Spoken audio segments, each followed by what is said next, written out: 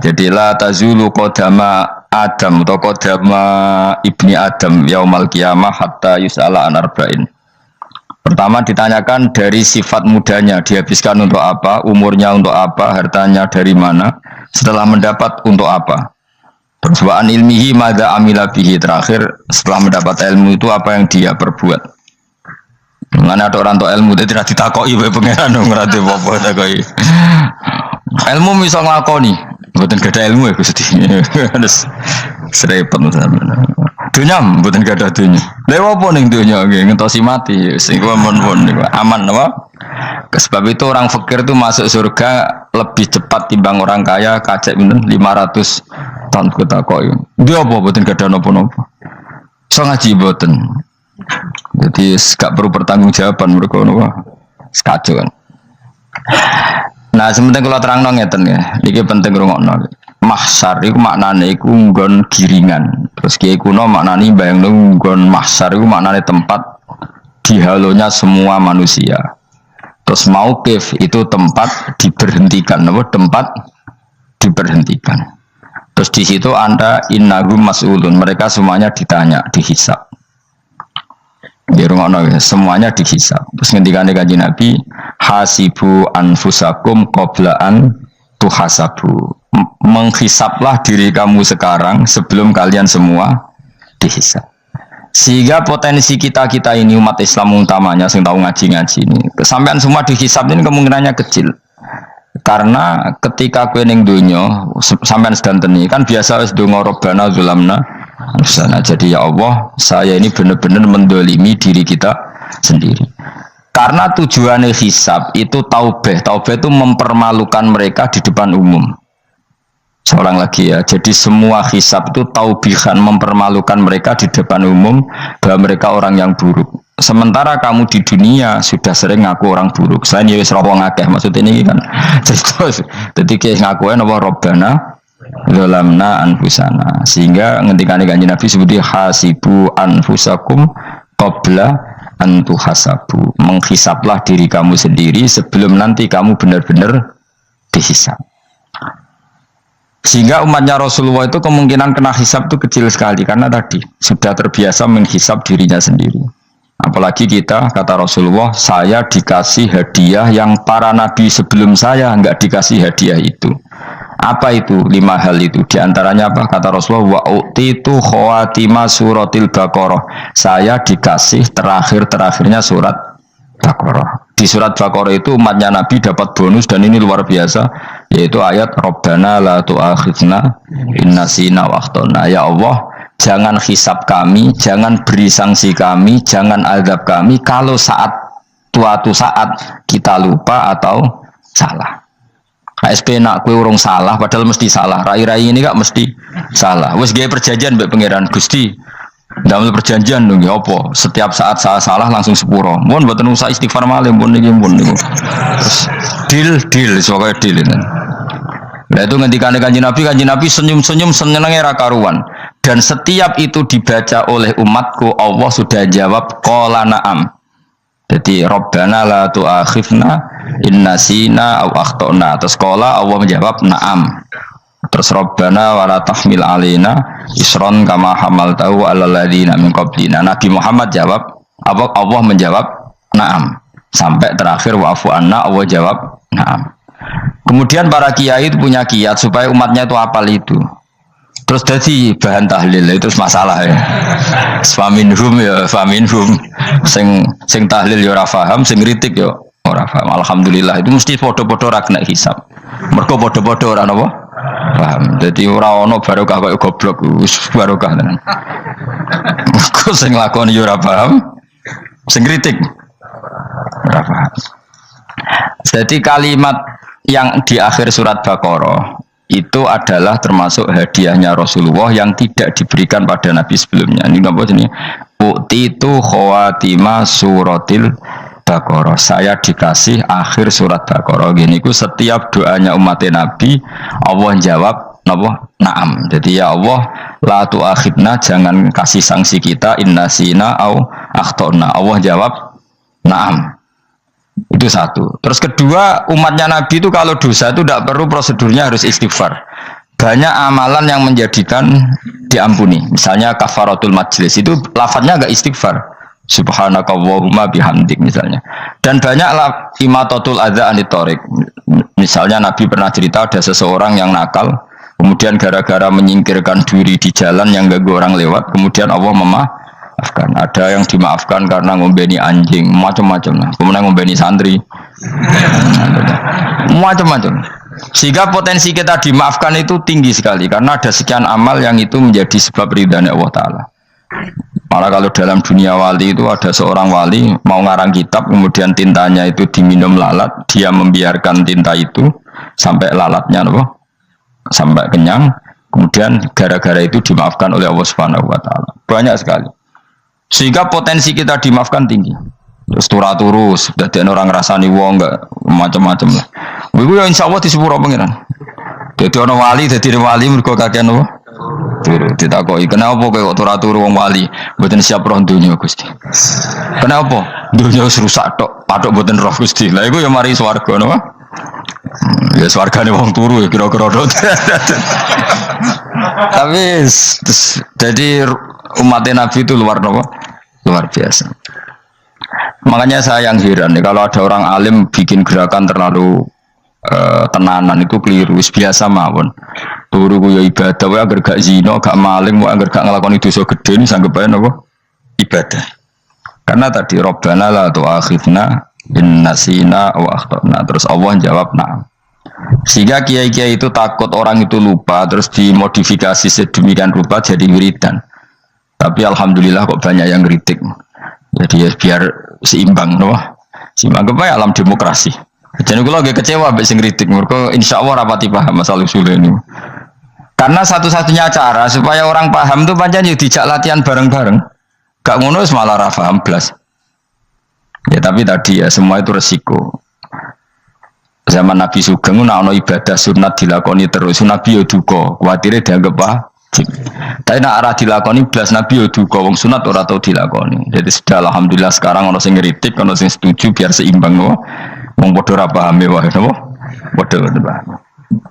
Padahal makna ayat itu luar biasa. Rabbana la tu'akhidna in nasina wa akhtana. Terus kedua, Rabbana wala tahmil alaina isran kama hamaltahu alal ladina min qablina. Ya Allah, jangan beri beban kami sebagaimana Engkau memberi beban kepada orang sebelum kami. Dulu itu kalau ada orang yang salah, itu harus dibunuh oleh orang yang tidak salah. Liyaqtulal bari'u minkum al-mujrima, supaya yang tidak salah membunuh yang salah. Sehingga ketika umatnya Nabi Musa menyembah anak sapi ijel itu, apa kata Allah? Fatubu ila bari'ikum faqtulu anfusakum. Kamu syaratnya tobat harus saling membunuh, yaitu orang yang terbebas dari dosa itu membunuh yang tidak dosa. Masyhur itu. Terus Allah mengirimkan mendung yang pekat terus gelap. Ketika gelap itu yang al-bari yang enggak dosa mengeksekusi yang dosa. Sekarang kan enggak, paling tangkap KPK berarti penjara mulai suka sisa korupsi jake. Jadi penak lah pokoknya zaman akhir itu penak. Pemenang KPK ini mulai disoal jadi aman lah. Sebuah sing bener di aja nih ya sing bener ya pangeran. Misalnya rasa KPK lah nak takwa ya rasa korupsi. Kalau KPK dilemahkan nanti yang korupsi marah. Lah masih orang KPK lah nak di pangeran kan ya aman karena korupsi. Iku aneh-aneh wae. Iku wong mukmin kok bakas ngono. Wis penting iku nak kowe wedi pangeran kan ra usah polisi, ra usah KPK, wis tetep ra usah dosa wong wedine mbek pangeran. Kecuali ra usah pangeran ateis, iku masalah. Ya, tapi kan omongan ini gak populer, padahal bener. Nah, aneh. Jadi karepmu ngene, terbebas korupsi nek ana KPK, urip makmur nek ana menteri kemakmuran. Pokoke kabeh kuwi mbok gantungno pejabat negara. Mengane tau hitam jeblok, sak jeblok-jebloke. Misalnya rasa sejahtera, saya menteri sosial harusnya gini-gini. Ngono korupsi salah KPK. Ngono ono ora keamanan salah polisi. Senengane nyalahno wong. Gue sekali-kali nganggo tauhid. Nah ono adab itu mergo dosa yang sudah kelewat. Ya tapi kan gak mungkin ngomong bernegara gitu. Tapi atas nama iman bahasa kita seperti itu. Kalau atas nama bernegara emang kita butuh polisi, butuh tentara, butuh KPK. Tapi atas nama iman ya tadi kalau kita diberi sanksi Allah itu rata-rata dari bima qaddamat yadaka itu pasti ada salah yang pernah Anda lakukan. Ya, tapi sudah lah, ini zaman sudah seperti ini. Sanut ya, anut umumnya wong akeh.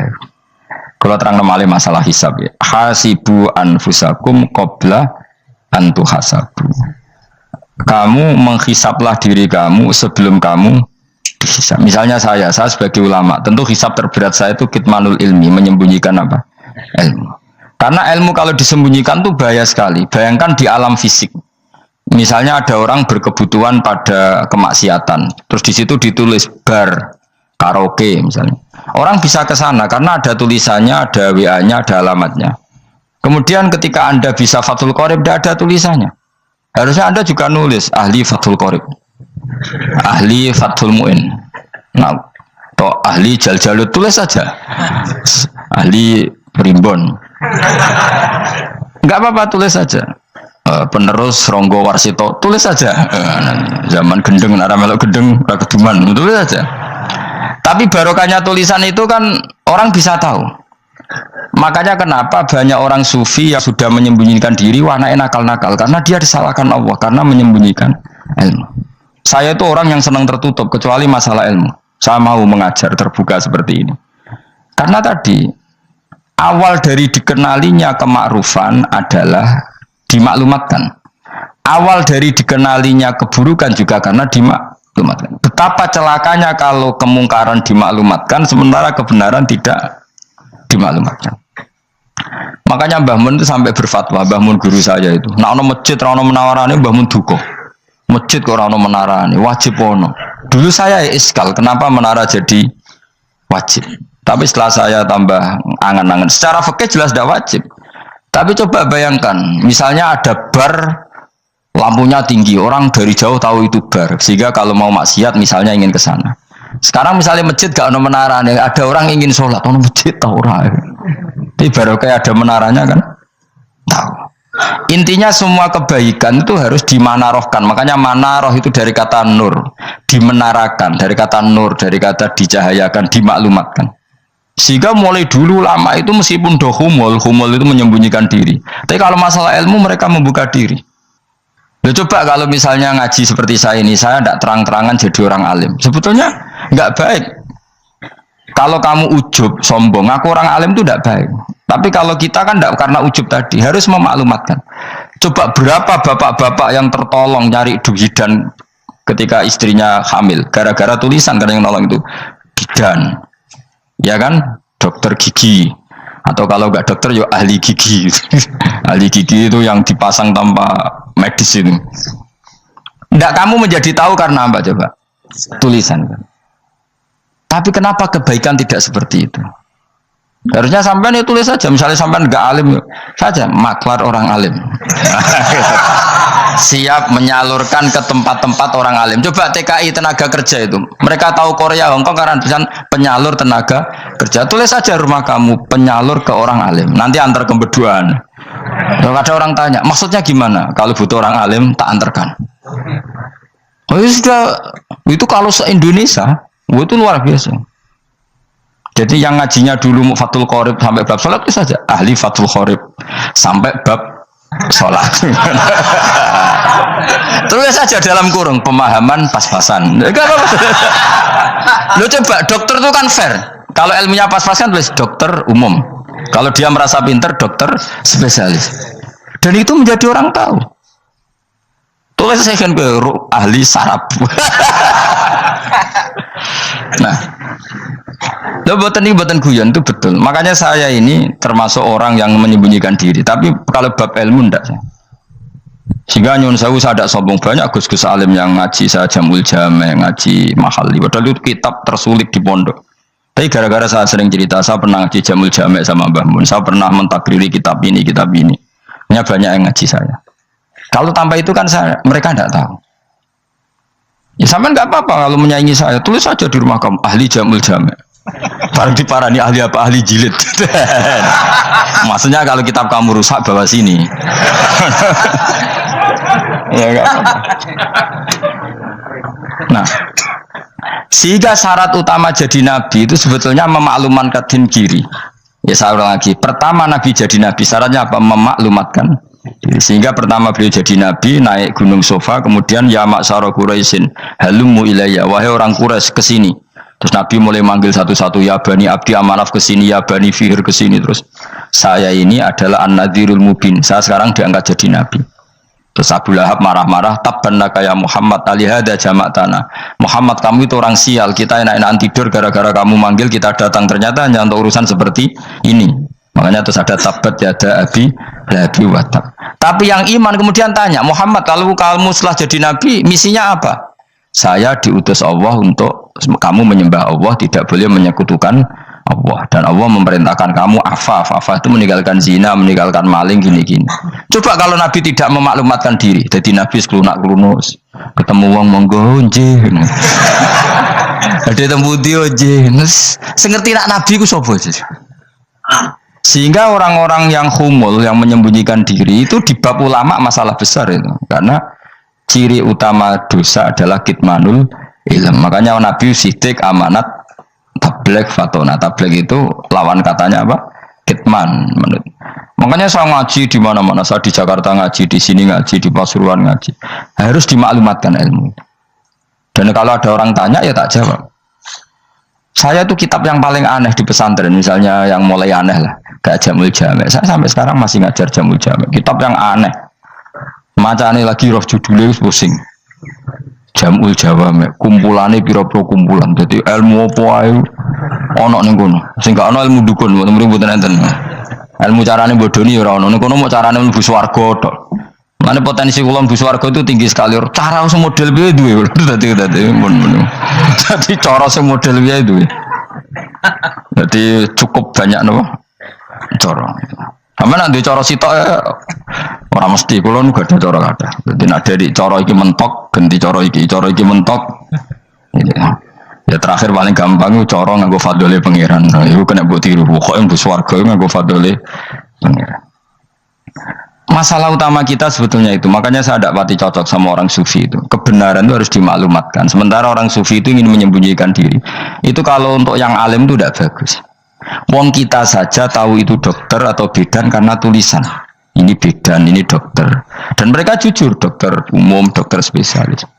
Loh, coba misalnya di kota, kamu tulis saja penyalur kebaikan. Orang yang ingin mondok, pondok pilihannya ada, Sarang ada, Peloso, Lirboyo. Kalau saya ke sana gimana? Saya kenal busnya, tak anter. Keren, sudah ada penyalur. Kalau orang bisa tersalurkan ke Korea, ke Korut, ke Jepang karena tulisan, kenapa tidak banyak orang tersalur kebaikan karena tulisan? Orang mau kelunak orang jelas.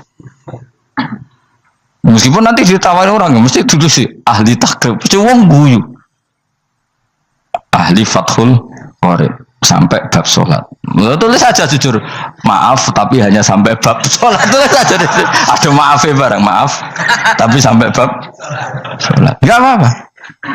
Paling untuk wong sowan, larian modal jenengan 2 tahun. Tapi ini bodohnya mau tahun bulan, mulai ngaji ini dok bab sholat. Enggak apa-apa. Itu dulu memang begitu. Rasulullah zaman Sugeng itu kalau ngajari santrinya itu balighu anni walau ayah, maklumatkan ke kampung kamu meskipun satu ayat. Banyak sahabat kalau ditanya ya tidak bisa karena ngajinya tidak hatam. Tapi ya terus gak apa-apa, kok tak soano Abu Bakar, tak soano Umar, ditanyakan yang lebih pintar. Saking tidak pahamnya sahabat itu lucu ketika ada ayat wa kulu wasrabu hatta yatabayyana lakumul khaytul abyadu minal khaytil aswad. Itu kalau mau tidur ya benar-benar bawa benang putih sama benang hitam, ditulis dipasang di pintunya. Jadi kalau makan diinceng lagi, kok masih belum kelihatan, wah masih boleh makan gitu. Terus begitu. Kalau sudah mulai syuruk, mulai padang, wah berarti sudah imsak. Jadi karena makanlah dan minumlah sampai benang hitam terbedakan dari benang putih. Artinya kalau malam kan dulu kan nggak ada listrik, nggak ada lampu, berarti kalau benar-benar masih malam nggak terlihat, berarti masih boleh makan. Nanti terus dilihat gitu. Terus ya sudah wakafnya di situ. Hatta yatabayyana lakumul khaytul abyadu minal khaytil aswad, wakaf dulu. Terus akhirnya Kanjeng Nabi itu piye kok umatku jadi masangi benang ini. Akhirnya Jibril teko. Ini makanya unik dalam ulumul Quran. Satu-satunya ayat yang diturunkan hanya satu kata itu ya ayat itu tok. Terus Jibril datang, Muhammad ayatnya kurang sitok. Minal fajr. Terus ditambahi minal fajr. Jadi minal fajr itu unik. Ada Jibril jauh-jauh dari langit. Iku mau nurun apa? Minal fajr. Makanya kalau kamu nanti dites, kalau ingin jadi dokter tafsir dites, ada satu kalimat yang diturunkan jauh-jauh Jibril ke bumi. Apa kalimat itu? Jawabannya minal fajr. Us alim yakin alim. Memang ikut tak? Masa itu? Mereka gara-gara sahabat itu terus masangi apa? Benang ngincang. Minal fajr. Baru mereka tahu maksud fajar, maksud apa? Benang hitam artinya malam, benang putih artinya fajar. Sodik sudah menyingsing.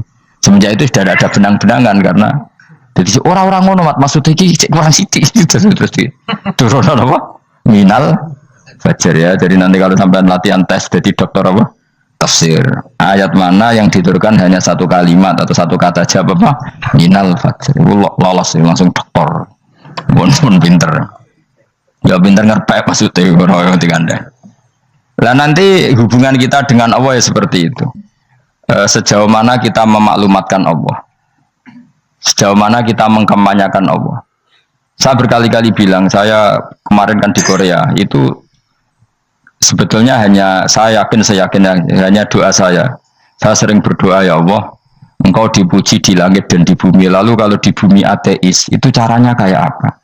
Dulu saya itu terobati karena Uni Soviet setelah persemakmuran banyak menjadi negara Islam. Berarti itu bukti bahwa Allah pun dipuji di bumi Uni Soviet. Lalu yang kayak Korea kayak apa? Ternyata betul Koreanya tetap ateis, tapi gara-gara diserbu wong Indonesia. 49.000 wong Indonesia ning Korea Selatan. Iku mbok gawe sing salat separuh iku cek piro? 24, kira-kira ya selawe digawe selawe ewu. Selawe ewu salat kabeh, tahlilan kabeh seruame. Lah kok sing ngritik tahlil muni sunah Rasul tok seruame. Ora rame lah walhasil. Kita tahlilan wah itu enggak ada hadisnya. Enggak apa-apa sing penting muni hadis sing sitok tahlil muni hadis ya ibadah, tahlil ya ibadah. Mbok lah soal kok bener di totalan guri sing penting rame. Maksudnya sementing rame ngomong visi Islam. Gitu Islam tahlil sitok Islam sunnah Rasul enggak masalah. Wong ape yakin bener saiki ya ora ono klarifikasi, tapi sementing kan kabeh ngomong tentang Islam. Artinya gini, Allah punya cara untuk supaya bumi Korea itu ada yang bertasbih bersujud. Mil'us samawati wa mil'ul. Allah tidak kurang cara. Golek wong kedonyan ditawarik ke sana demi uang, bareng musning kono dielingno pangeran. Segawe masjid, kontrak masjid macam-macam lah, masjid kontrakan di Korea. Dan gini ra ono masjid. Pusing. Saya pernah ngisi di satu masjid itu, gua bari pintu gerbangnya bukan salib kan. Ternyata tingkat 1 itu gereja, tingkat 2 bar, tingkat 3 masjid. Kadang ya kebalikan masjid, bar, gereja. Satu gedung. Jadi malaikat saya tidak tahu lewatnya gimana itu kalau nggak tahu itu cara lewat gimana karena malaikat bagian rahmat itu nggak bisa dia lewat salib. Tapi dia harus menulis ganjaran yang sholat. Nggak tahu saya lewatnya dari mana karena itu. Ya tentu dia punya cara lah, tapi yang jelas ya agak bingung ini gimana.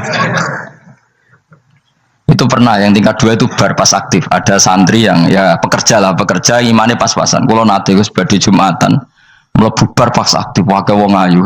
Meh wera Jumatan. Mergo mau tingkat 2 bar, tingkat 3 masjid. Itu ono khutbah yang barnya tetap main, ada bar yang masjidnya tetap khutbah. Itu masuk bar. Sudah Jumatan pun yang gini wae gitu. Akhirnya ya di situ beberapa menit terus ada komat Jumatan. Dosa ta Gus kuning. Ya aku kuning. Ya sebelum Jumatan wae apik. Wong sedhi dilakoni kok takok dosa ta Gus. Oh raimu kadung lakoni kok takok. Artinya gini, Allah punya cara untuk menyebarkan Islam di Korea. Sama seperti Allah punya cara untuk menyebarkan Islam apa di Indonesia. Dulu orang Gujarat Punjab ya sejarah ini menurut saya ya tetap sebagiannya benar. Meskipun tidak seluruhnya benarnya sejarah Islam masuk Indonesia rata-rata orang kan menulis pedagang Gujarat India ke Indonesia dagang karena mereka mukmin akhirnya juga menyebarkan apa Islam. Itu jelas nyata. Meskipun tidak semuanya seperti itu, karena ada yang dibawa Yusuf Baros itu yang muridnya Sayyidina Ali. Terus juga ada yang dibawa beberapa habaib dari Yaman langsung ke Indonesia, kayak yang di daerah Tuban itu kan langsung Habib-habib dari Samarkand langsung ke mana? Tuban. Makanya saya bilang sejarah itu semuanya benar, karena memang variasi masuknya Islam di Indonesia itu banyak. Jadi itu nggak masalah. Sampai niru sing kedunyan mawon sing luwih gampang napa? Lho enggak tuh, kayak Jakarta itu kan kota kayak gitu, baru kayak wong kedonyan orang ke Jakarta semua. Gara-gara tahu mondok pedutan tadi ahli Fathul Qorib tadi yang sampai bab sholat, terus bikin masjid. Iku coba takoki faraid terang ora iso kan. Pemene takoki muamalah terang ora iso, tapi nak trimo carane sholat sing batal apa ngentut roh dene. Aduh, ilmune roh nak nganti bab iku jek roh. Sing batal sholat apa jek roh dene. Ngentut nyekel wong wedok jek roh. Tapi mbok aja takoki sing detail apa? Cara mengenali kiblat dengan hisab yauma rasdil kiblat wis ora ngara iso. Atau nganggo komputer itu loh. Nganggo jam nganggo kompas. Padahal ana ilmune yauma rasdil apa? Kiblat. Di bulan tertentu, hari tertentu itu nanti matahari tepat di atas Ka'bah. Ora ngara iso nek ngono niku ora ngara iso. Ya saya ulang lagi ya. Jadi kesalahan kita adalah kebenaran itu kita sembunyikan. Padahal awal dikenalnya Islam itu lewat i'lam, fasda bima tu'maru. Kebenaran harus dimaklumat. Tapi problemnya Islam Indonesia tuh kadang humul tuh bangga, nggak dikenal orang itu bangga gini. Oke lah, kalau yang nggak, saya sendiri ya suka humul. Sampai sekarang saya suka humul. Saya sampai sekarang nggak suka tamu. Bukan karena benci tamu, ribet. Maksud saya kalau sowan kiai ya ngaji saja, rasa sowan, ribet. Ya, lucu kan, seneng Gus Bak jare wong alim. Terus senengnya mau sowan tok ngaji ra gelem piye karepe. Wong kok aneh. Iku berarti kalau karo kowe seneng dokter, di konsultasi obat ra gelem tapi ngajak jagungan. Dok, jenengan tiyang pundi? Jenengan manggen dalem mriki mulai tahun pinten? Lah ya kowe takok dokter kemalan. Mesti nek kowe takok laram apa, obate apa kok malah kenalan. Pindah Jogja tahun pinten, Dok? Dan jenengan kawin mriki tahun pinten? Lha wong jare Gus Bae wong alim kok sowan ngono. Jenengan kelahiran tahun pinten, Gus? Zaman dinosaurus. Wong alim kok takoki lahire iku piye karepe? Sesuk tak gak takok pisan matiku kapan, Om. Coba betapa naifnya kita kalau kita suka dokter, terus kemudian kamu takok, Dok, kelahiran tahun pinten jenengan? Aneh gak? Nak kowe seneng dokter mergo mau konsultasi berobat ya ngomong saja apa yang kamu butuhkan. Nak kowe seneng wong alim yo ngaji titik. Nah, kowe misalnya seneng artis, ndelok konser artisnya takok kelahiran tahun piro. Gak penting artis ayu mbok delok seneng wis sudah gitu aja. Wong alim yo ngono ngaji seneng. Kadang wong Jawa lucu, seneng wong alim sowan terus takok-takok. Maneh iku dudu obatno ngono, yakin. Maksudnya bu sing profesional, maksudnya sing rontok bener sidik lah, jadi wong coba bener nemen-nemen gak mungkin wis pokoknya bener sidik-sidik. Makanya kemarin ngaji apa Nasoihul Ibad kan gitu, mujalah satu ulama artinya apa? Fi majlisil ilm, ketika ngaji, ora kok mujalah satu ulama utawa sowan matekno wong ngetet jodoh. Kulo termasuk kiai yang kampanye ini. Soalnya termasuk kiai terkenal tapi sing tamu kulo rapati kathah. Gue jaga masyaallah tenan wis. Muga-muga rodok tobat sithik-sithik maksudnya. Maksudnya ya sudah lah. Ya tadi hubungan wong alim ya sudah ngaji. Kalau hubungan sama dokter ya tanya konsultasi apa? Medis. Kan lebih enak. Nah, hubungan mbek dukun wis takok wis. Mbah niki menyangking pundi? Kok jenengan dermemel nglafadzno apa sing kalimate sing jelas kena apa nak dermemel mandi nak jelas kok ora mandi ku piye takono aku ya guru pun bae dukun wong kalimate ra jelas kok mandi nak jelas gak mandi mergo nak jelas kita bodoni ne ayo guru men mantra iku mesti gak wae rungokno tenanan kalimate terus ra jelas dukun-dukun dulu. Lu kok mandi? Nah jelas malah mandinya tenan bora yoraro. Ya saya ulang lagi ya. Jadi sebab itu di Quran sering ada kata i'lamu, kenalilah, ketahuilah. Jadi awal dari agama ini adalah harus tahu. Maka menyangkut harus tahu ini lalu Allah bikin media. Media itu apa saja? Tapi lalu kita bisa berdebat tentang media, itu yang kita tidak tahu nanti hisabnya di depan Allah Subhanahu Wa Taala. Saya sampai sekarang itu nggak tahu, nggak pernah bilang halal, nggak pernah bilang haram. Misalnya gini ya buat ini dengerin ya. Di Korea ini sering teman-teman cerita, ada beberapa majikan yang baik sama umat Islam, yang bekerja Muslim. Itu kalau dipamiti sholat, Pak majikan saya mau sholat. Sholat itu apa? Mereka bilang dengan bahasa analogi di Korea, pokoknya sholat itu sembahyang. Ketika sholat itu ditanya sama orang Korea, loh kamu itu sembahyang kok tidak ada patungnya? Karena pengetahuan mereka yang namanya sembahyang itu ada patungnya. Ada yang baik, apa sekalian tak belikin patung? Jadi wong Islam pas sholat itu didelok ngarepe dhuwure kok gak ono patung. Ono sing ape sujud itu digambarno salib. Mergo dekne denger-denger kalau karena tidak tahu Islam itu apa. Sementing ada personifikasi Tuhan. Ada lagi ini yang agak ngeri. Ada pegawai Garuda karena dia agak terpelajar waktu sholat, dia sholat sama krunya di mall. Itu langsung security mall nelpon polisi. Ini ada ritual teroris gitu. Jadi sholat itu dianggap mukadimah sebelum ngebom. Jadi ritual.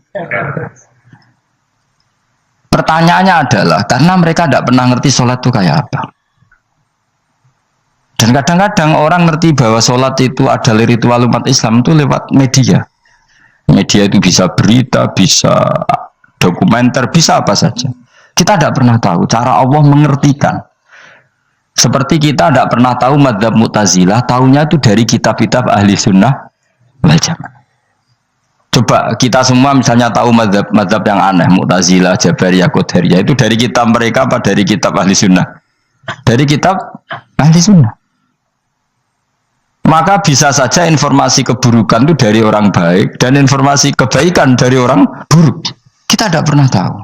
Karena ini yang bisa ngelola hanya Allah Subhanahu Wa Taala. Tidak bisa, kita tidak bisa, hanya Allah yang bisa. Maka perdebatan Ahmad bin Hambal dengan Haris Al-Muhasibi itu seperti itu. Misalnya gini, tak kiri contoh. Haris Al-Muhasibi itu orang alim allamah. Dia ahli sunnah mandat, pokoknya ahli sunnah sekali. Dia mau ngarang kitab tentang dia menentang Mu'tazilah, menentang Qadariyah, menentang Syiah. Terus setelah mau ngarang kitab, ditanya sama Imam Ahmad, ya Haris, kalau kamu ngeritik Mu'tazilah, awalnya gimana caranya kalau ngarang kitab?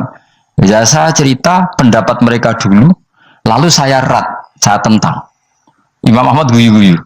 Bukankah setelah kamu cerita mazhab mereka plus argumentasi mereka, jangan-jangan pembacanya sudah tertarik. Pas kamu nentang, kamu sudah dianggap gawe-gawe. Karena kadung tertarik. Saya tak contoh wae, misalnya gini, kowe sekarang rasa bareng dadi wong soleh biasa wae. Aku ono gambar wong wedok montok tak tulis, hindari ini. Kira-kira dia mau hindari apa gambare? Gak jawab ya, kira-kira lho. Sing mbok nikmati kata hindari apa? Sing mbok eling-eling kalimat hindari apa gambare? Kira-kira. Padahal tulisannya apa? Hindari bahaya ini. Bahaya ndi terus didelok. Terus sing dieling-eling ora hindarine tapi sama. Pendapat Mu'tazilah itu ada yang menarik. Misalnya gini, menurut Mu'tazilah, seseorang masuk neraka ya karena amalnya, masuk surga ya karena amalnya. Apa artinya kalau masuk surga karena fadl Allah? Lalu gunanya amal apa? Mungkin pembaca kan tuh, wah ini proporsional ini. Gak ada ahli sunnah, jadi bus warga mereka fadl pangeran. Kok enak? Lalu gunanya amal apa? Padahal dia tahu pendapat Mu'tazilah itu dari kitab itu, kitabnya orang ahli sunnah. Gak pernah tahu kita. Ya saya ulang lagi. Itu kan ibarat kayak KUHP. Kamu baca KUHP draft, terus kamu cocok. Kamu mesti nyalahkan yang demo. Atau baca buku selebaran orang demo, kan terserah kamu. Kamu kan punya akal, kan tetap milih. Tetap milih. Problemnya kata Imam Ahmad itu, ketika kamu menceritakan pendapat Mu'tazilah, bisa-bisa orang itu kadung tertarik. Ketika mulai kamu tentang, orang itu gak tertarik sama penentangan kamu. Berarti kamu ikut menyebarkan Mu'tazilah. Sama seperti tadi, gambar perempuan yang agak jorok tadi, sebetulnya tak tulisi kata hindari. Padahal Rukin gak tahu, eling wong wedok gara-gara tak kei gambar hindari bahaya ini malah jadi eling. Orang eling tulisan eling. Nah hakikat saya ini penyebar kata hindari apa penyebar gambar itu? Coba. Lalu status saya ini pengedar gambar itu apa pengedar kata hindari? Lah iya yang mengedarkan kata hindari tapi yang mengedarkan.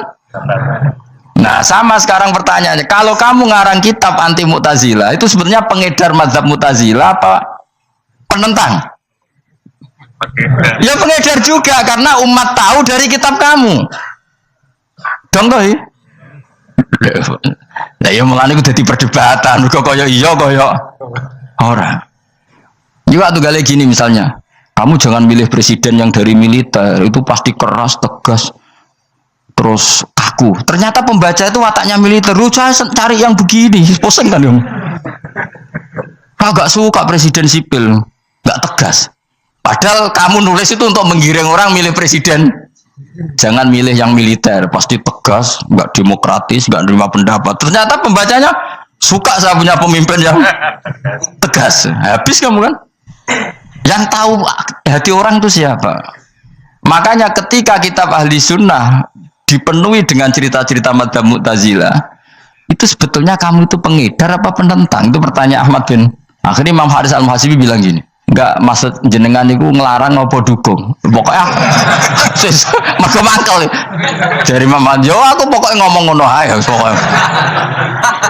Terus akhirnya Imam yes nangoten kita arahe jenengan mboten sedo ngarang mboten sedo ngarang. Makanya Haris Al-Muhasibi akhirnya enggak mengarang kitab itu. Dia sebenarnya pernah rencana Kitabul Firaq fil Islam. Dia mau ngarang kitab kelompok-kelompok dalam Islam. Ya, coba mau apa coba? Misalnya kamu bela tahlil nasibnya juga seperti itu. Hujahnya tahlil, gini. Terus hujahnya penentang tahlil. Yang bisa mengendalikan pikiran pembaca siapa? Ternyata dia tertarik sama pikiran penentang. Lucunya yang menceritakan kamu, pengagum tahlil. Kan tidak pernah tahu. Mana nak dari ceritanya Mbah Mun lucu. Mbah Mun itu mondok Lirboyo. Itu di Bandar Kidul akeh wong ayu. Itu dulu babanya Mbah Mun itu ada yang suka orang sana sampai nikah orang sana juga pulang ke sarang. Itu diantara mbah-mbahnya Mbah Mun. Suka perempuan sana terus nikah sana nggak pernah pulang ke sarang. Nah, Mbah Mun itu lahir dari adiknya, pokoknya dari keluarga, dari saudara yang nggak pernah pulang dari Bandar. Diwasiati Mun nak mondok ujo geman dolan di Bandar Kidul. Kayak wong ayu. Akhirnya malah penasaran. Justru kalimat itu yang menjadikan maksudnya aku ajune nganti sepiro kok nganti mbahku katut kan malah akhirnya penasaran. Lalu kata Mbah Mun tak angen-angen bener Imam Ahmad bin Hambal. Maksudnya itu kalimat itu macam ribet. Kalimat itu ribet pancen. Coba milih mana coba? Dong ojo geman moro pasar opo lah nang daerah kono. Ono opo? Bahaya kan. Gara-gara kamu melafatkan itu malah orang penasaran. Di sana ada bareng delok ning kono ya nak terus mulai nak ora. Nah, makanya pertanyaannya, pengarang buku juga kena hisab karena sebetulnya apa yang dia tentang orang lain menjadi tahu karena ceritanya dia. Coba kamu ngarang kitab saja yang anti Syiah atau anti Mu'tazilah atau anti Murji'ah atau anti otoritarian, mesti pembaca itu nggak bisa kamu kendalikan. Nah, itu juga rawan hisab.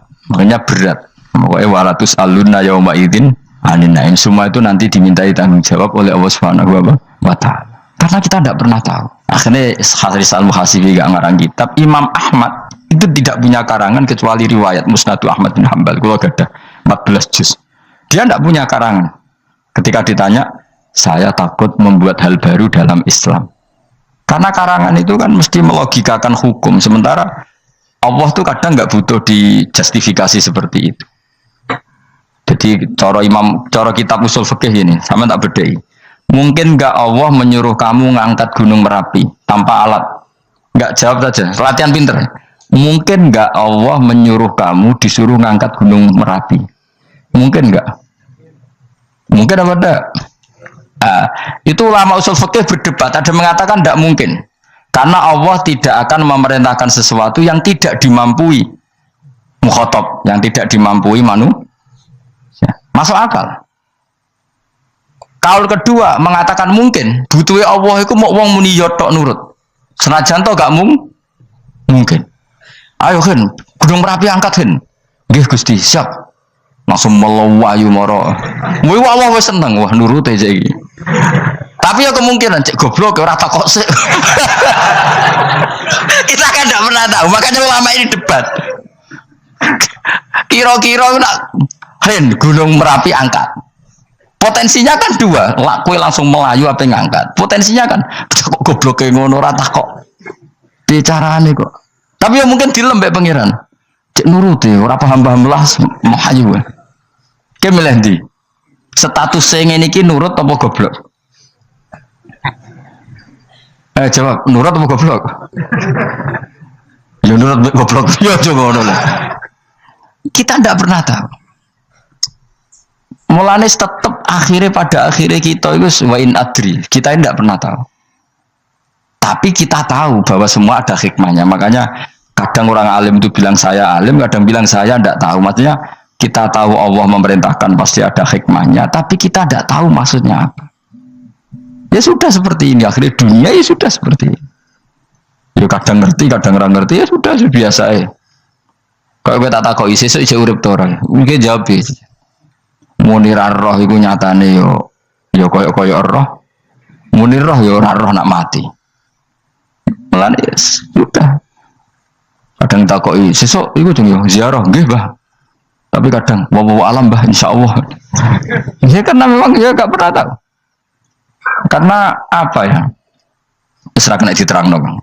Mulane kula niku gak ada kitab-kitab perdebatan ulama, anak gejul-gejulkan ngoten niku. Saya ulang lagi ya, kalau kamu mengarang kitab menentang pendapat Mu'tazilah, itu artinya kamu menceritakan pendapat Mu'tazilah, lalu menyebarkan kesalahan mereka.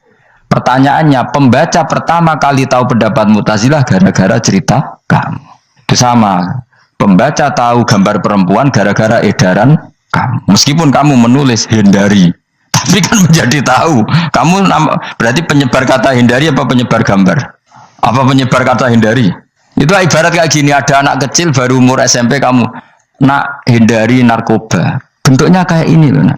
Padahal anak kamu itu bakat soleh yang nggak terlintas narkoba. Gara-gara buat cerita ini menjadi tahu. Sekarang omongan iku dihisap tahu orang menjadi tahu gara-gara kamu. Tapi kamu nggak ngandani, takut anak kamu kejebak narkoba. Milih mana? Bingung tau ke? Wingi-wingi ra bingung ora tau mikir. Maksudnya ya terus. Aku ya gumun, wong ora tau mikir ya urip. Jadi ya sudah.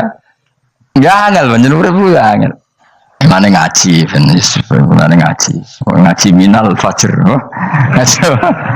Minal fajr.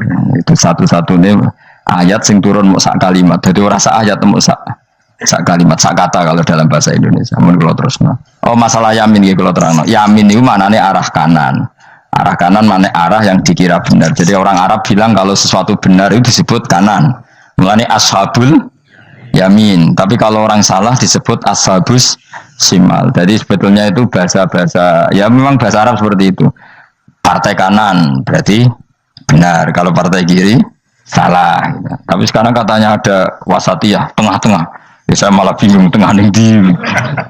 Tapi nah istilah Al-Qur'an itu jelas ada yamin, ada simal. Tapi kalau wasat itu bahasa sosial, tapi ya sah. Bahasa itu juga sah. Wong napa sebut ini ummatan wasatol litakunu syuhada napa? Wa kadzalika ja'alnakum ummatan wasatol.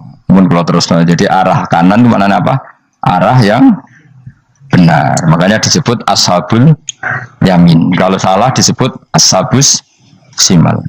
Innakum ladzaikul adzabil alim. Innakum satamne sira kabeh. Fihi tetep dawu, fihi ku tetep ing dalam dawu innakum. Iltifatun ono iltifat. Iltifat iku merubah redaksi. Mau kan tentang hum itu dhamir ghaib, tapi sekarang jadi dhamir mukhatab. Ladzaikul adzabil alim. Yektine wong kang bakal nyeksani, bakal ngrasakno siksa sing pedih. Wa mutzauna lan ora den wales sira kabeh ilama kecuali perkara illa jazaa kecuali wales perkara kun ana sira kabeh tak malu nang nglakoni sira kabeh illa ibadah wa ilmu mukhlasin kecuali kaulane Allah sing ikhlas. Jadi semua orang itu akan kena siksa kecuali kaulane Allah sing napa ikhlas. Wis ikhlas pokoke enak-enak ibadah ikhlas mun nang ngandel kula ibadah paling nyaman ikhlas. Mulang ya mulang ae mergo perintah Allah. Cek murid temroh hae guru cek ora buan sak karep-karepe pokoke mulang ya mulang ae. Sekolah nih, pokoknya mulang-mulang aja. Cek kira aku ora urusan, pokoknya mulang is. Oleh ridane Allah ben sebenarnya akhirat rakakan hisab ribet mikir manusia ribet. Pemane mikir hak-hakmu ribet. Turuti ora tau waras repot kabeh. Ben bonus dunya ben bonus. Nah dhewe mesti dianggep urip sedina-sedina. Sing ngomong bayangno urip suwe wis sapa? Wa amal li akhiratika ka annaka tamutu hodan. Lan kula nek di 200.000 tak anggap wage. Urip nganti sesuk dhuwit 200.000 cak iki. Lah kowe bayangno dhuwit akeh bayangno urip nganti swidak tahun. Sing ngongkon bayangno ngono iku ya sapa? Jelas Nabi dawuh wa amal li akhiratika ka annaka tamutu hodan. Kamu ngamal untuk akhirat seakan-akan mati be. Jadi misalnya aku digedingi wong sakmen lagi, digedingi mau sewengi enteng sesuk wis mati wae. Jebule cek urip. Ya enggak bae cek sesuk. Kan mau sedina-sedina ngitunge apa? Mulane anggere ana panitia ngundang aku pengajian ku pusing. Aja mbok undang saiki aku mari bingung. Pokoke nek sesuk acara bengi aku kandhani. Mboten Gus ben ana kepastian. Kepastian mbahmu ora melok duwe donya men kepastian. Wong ora tau ngaji tauhid to namanya. Pas ya coba 2 bulan lagi disuruh bilang iya ben ana pas sing iso ngatur donya sapa akhirnya tapi ini ben ana kepastian mbahmu manusa sing iso nonton sapa pokoknya acarane Senin aku kandhani malam Senin aku ana ya iso wae lunga gampang kan tapi kan jantungan akhirnya golek kiai serep alhamdulillah ras itu. Terus kalau ngaji teng mriki pokoke umume iku akhir bulan iki semono santai wis. Ya biasa wae. Ya moe urip ku anggap ae sedina wa amal li akhiratika ka annaka tamutu. Dan jadi misalnya damuk bojo ya ndang sedina. Sesuk wis mati ya. Mulai sesuk jauh urip diwamuk meneh.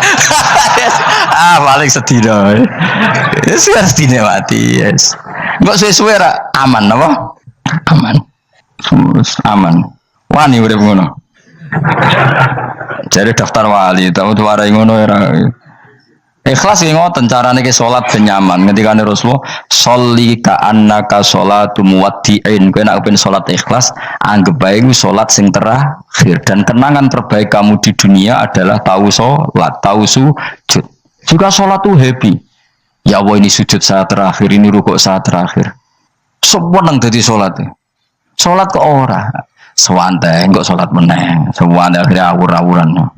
Mana kira jadi wali-wali aku, kroso kang, nak jadi wali mau nambuni, kita orang mau nambuni semboy sum.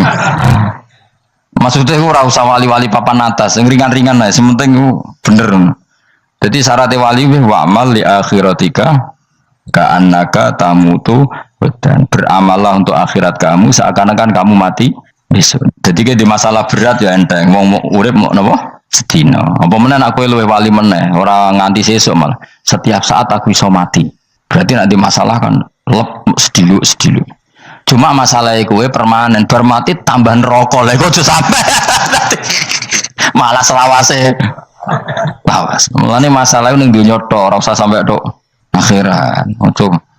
Aku kan repot ngajajai kowe. Seakan-akan mati besok. Pertanyaannya apa setelah mati gak ada masalah? Ternyata tambah banyak masalah. Semuanya sementing ikhlas semua. Wa illa ibadah wahil mukhlasin. Jadi kalian semua pasti merasakan siksa dan akan dibalas kecuali mereka sing ikhlas. Mesti ikhlas itu aman. Illa ibadah wahil mukhlasin kecuali kawulane Allah sing napa ikhlas. Semua ja'alna minal mukhlisin. Mungkin kalau jenengan sedanten termasuk yang sing napa ikhlas. Semua dilatih. Nara dilatih dipaksa. Semua luwateh paksa. Nggih kus pokoke paksa supaya sampean ikhlas. Ya wae misalnya kowe ngandalo pejabat ya mati. Nak mati ora kuat. Sing kuat namung Allah Subhanahu wa taala. Nggih ngoten mawon. Assalamualaikum warahmatullahi wabarakatuh.